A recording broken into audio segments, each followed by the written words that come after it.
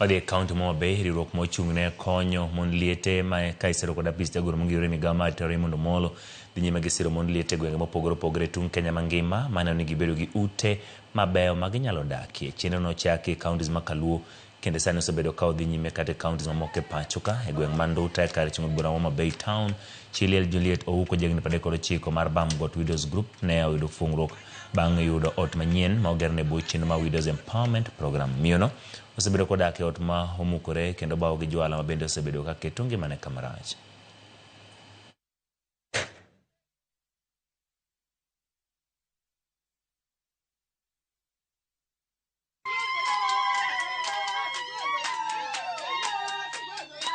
Waromo gi grup miluongo ni Bamgot Widows. Nitiere miyo mara achiel ng'ama ma Juliet ma nyiche okoso ot kendo nigi ot marach kabisa. Ana kane wach nochopo ne jatendwa Victor, to Victor noshare gi PS Raymond Omolo. Raymond Omolo nowacho ni mondo ogerne ot. Koro wan nasebedo ka mostly me for wigni kancha oversee wach odni kaka igere. Gisani nyiche wasegero ot ma ot orumo. Raymond Omolo, agoyo ne erokamano kuom gimotimona. Kata bed ni en wuon to pok to nanene gi wang'a.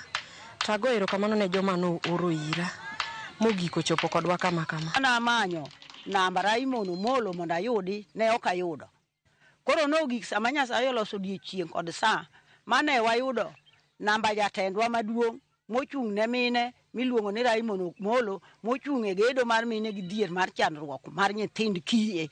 Ago ne erokamano ahinya kanyo nyara obiro dakika matin kae to osegerne ot. Mara nyisi maber mar ne jogo bende mantiere sirkal nyalo paro oganda bende mantie kod chandruok kaka ne mama nigo.